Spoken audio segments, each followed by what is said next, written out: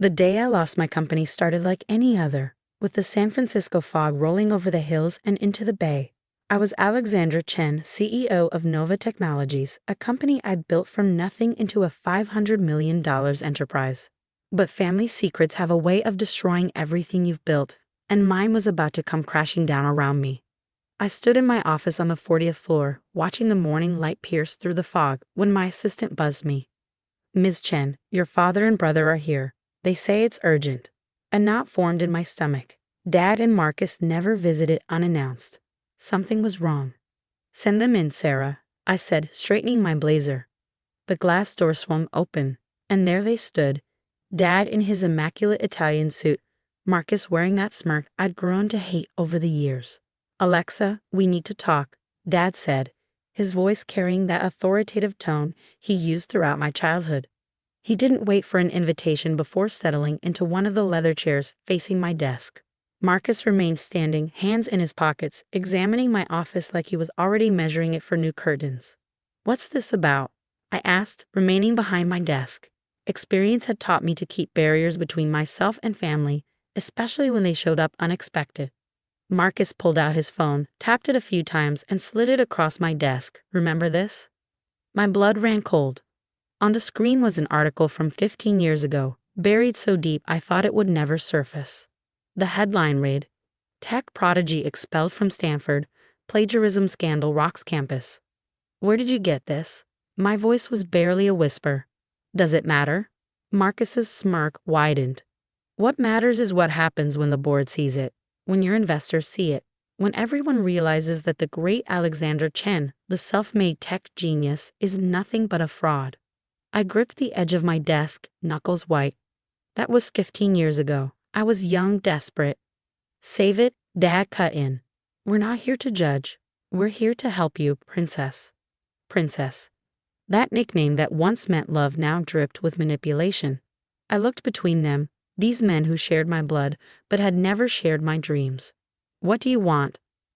Marcus pulled out a folder and placed it next to his phone. "Simple. Sign over controlling interest in Nova Technologies to us.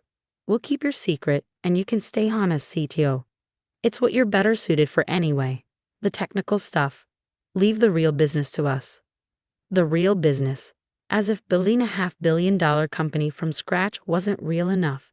As if the countless nights I'd spent coding, the years of sacrifice, the innovations I created meant nothing. And if I refuse? Dad leaned forward, his expression a mixture of pity and threat. "Then tomorrow morning, every tech blog from here to Singapore will have that article. Your board will have it. Your partners will have it. Everyone will know that Nova's revolutionary first product, the one that launched your career, it wasn't entirely yours, was it?" I felt the walls closing in. They had me, and they knew it. That mistake, that desperate act of a broke, struggling student, would destroy everything I'd built. Not because it defined who I was, but because in the tech world, reputation was everything. Trust was everything. "You have until tomorrow morning," Marcus said, standing. "Sign the papers or watch everything you've built crumble.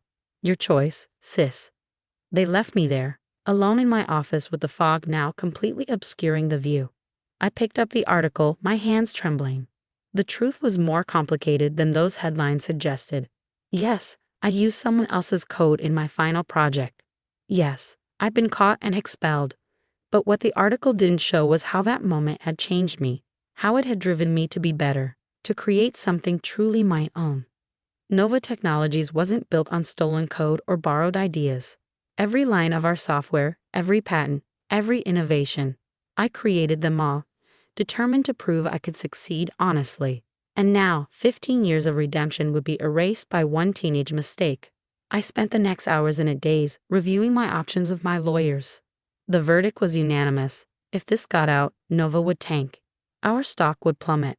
The board would have no choice but to remove me. Everything I built would be tainted. At midnight, I was still in my office, staring at the papers Marcus had left. Transfer of controlling interest. My company, my life's work, signed away because of one mistake made by a desperate 19-year-old. I thought about my team, the brilliant engineers who'd followed me, believed in me, the customers who trusted us. The young girls who saw me as a role model in the male-dominated tech world. All of it would be destroyed if this got out. With tears blurring my vision, I signed the papers. The next morning, I arrived early to clear out my personal items before the official announcement. But as I stepped off the elevator, Sarah was waiting for me, her face flushed with excitement. Ms. Chen, thank God you're here. Google's CEO has been trying to reach you since dawn. They want to buy Nova. They're offering $3 billion. The board is already gathering for an emergency meeting. I stood there frozen as the implications washed over me. $3 billion, 6 times what the company was currently worth. The papers I'd signed the night before still sat in my bag, undelivered.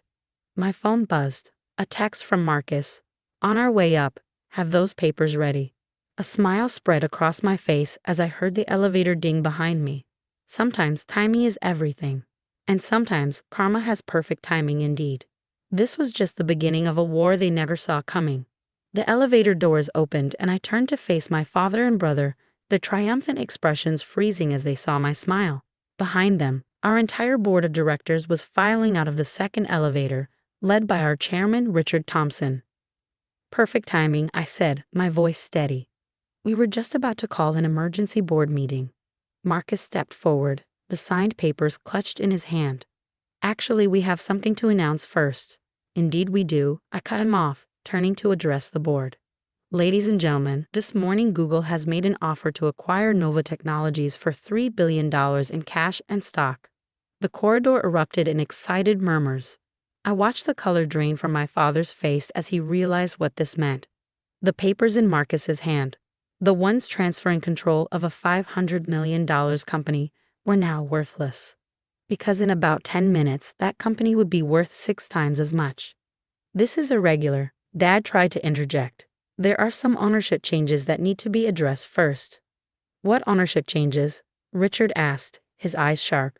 He'd been in the business long enough to smell something off. I smiled sweetly at my father. Yes, Dad, what ownership changes? Surely you're not referring to the papers Marcus is holding, the ones you tried to blackmail me into signing last night? The board members' heads swiveled between us like they were watching a tennis match. Marcus stepped forward, his face red. You signed them. The company is ours. Actually, I said, pulling out my phone, I have a recording here from last night that the board might find interesting. It details exactly how you tried to extort control of a $500 million company through blackmail. Should I play it? Marcus lunged for my phone, but 2 of our security guards, whom I quietly called up earlier, stepped forward. Dad grabbed his arm, finally realizing just how badly their plan had backfired. The boardroom is ready, I announced. Shall we discuss Google's offer?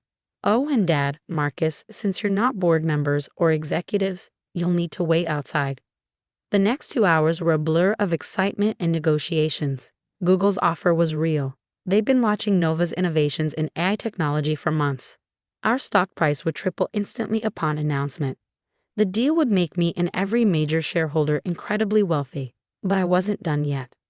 As the board filed out after voting unanimously to accept the offer, I found Marcus and Dad still waiting in the reception area.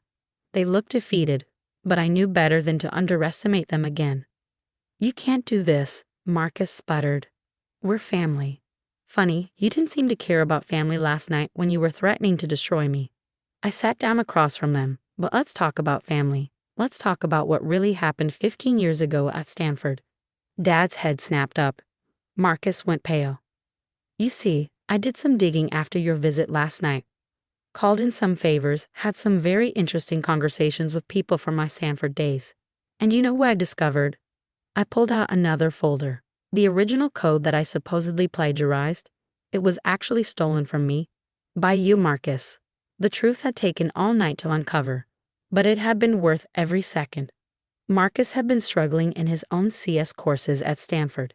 He'd stolen my project code during a holiday visit, submitted it as his own at his university, when his professor had recognized the code because he collaborated with my Stanford professor. Marcus had planted evidence making it look like I had stolen it from him. You let me get expelled, I said, my voice trembling with 15 years of suppressed rage. You let me believe I'd ruined my own life. And Dad? I turned to our father. You knew. You knew all along, but you protected him because he was your favorite. Your son. Dad couldn't meet my eyes. Marcus started to speak, but I held up my hand.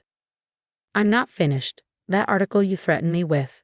It's about to be updated with the true story. I've already spoken to 3 major tech publications. They're very interested in the story of how the plagiarist built a multi-billion-dollar company, while the real cheat. I smiled at Marcus. Well, how many startups have you failed at now? 5? You can't prove any of this, Marcus whispered, but we both knew he was wrong. Actually, I can. Your old professor kept all the evidence. He's been waiting 15 years for someone to ask the right questions. I stood up. So here's what's going to happen. You're both going to leave my company. You're going to leave San Francisco. If anyone asks, you'll say you're proud of your daughter/sister's success. And if you ever try to come after me or Nova again. I let the threat hang in the air. They got the message. As security escorted them out, I felt no satisfaction, no joy in my revenge. Just a quiet peace. The peace of finally being free from a lie that had haunted me for 15 years. The next few months were a whirlwind. The Google acquisition made headlines worldwide. The story of my plagiarism did come out, but as a vindication, not a scandal.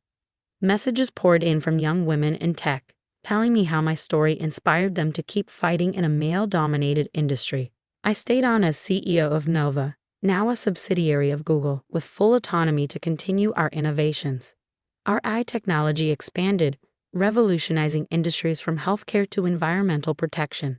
The 19-year-old girl who'd been expelled from Stanford had indeed changed the world, just not in the way anyone had expected. Marcus left tech entirely.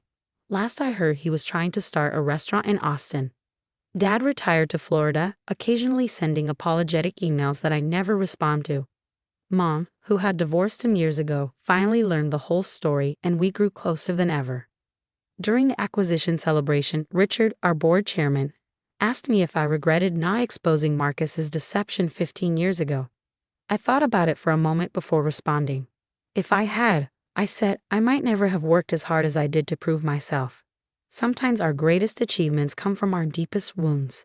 I keep the original Stanford expulsion letter framed in my office now. Not as a reminder of betrayal, but as proof that our lowest moments don't define us. Our response to them does. Last week, I launched a scholarship program for young women in tech who face setbacks. We called it the Phoenix Fund, for rising from the ashes of failure to soar higher than ever before. The first recipient? A brilliant young coder who'd been accused of cheating by a jealous classmate. When I told her my story, she cried and hugged me. How did you survive it? She asked. I smiled, thinking of that foggy San Francisco morning when my father and brother thought they had destroyed me, only to make me stronger than ever. By remembering that success isn't just about coding or business, I told her. It's about knowing who you are and standing your ground, even when the people who should support you try to tear you down. The fog was rolling in again as I left the office that evening, but this time I welcomed it. Sometimes you need the fog to clear to see what's really important. And sometimes the best revenge isn't about destroying others. It's about building something so magnificent that their attempts to destroy you become nothing but a footnote in your success story. As I got into my car, my phone buzzed with a message. Another tech company wanted to collaborate on an ad project. I smiled, thinking of how far I'd come from that scared 19-year-old who thought her life was over. The truth is, it was just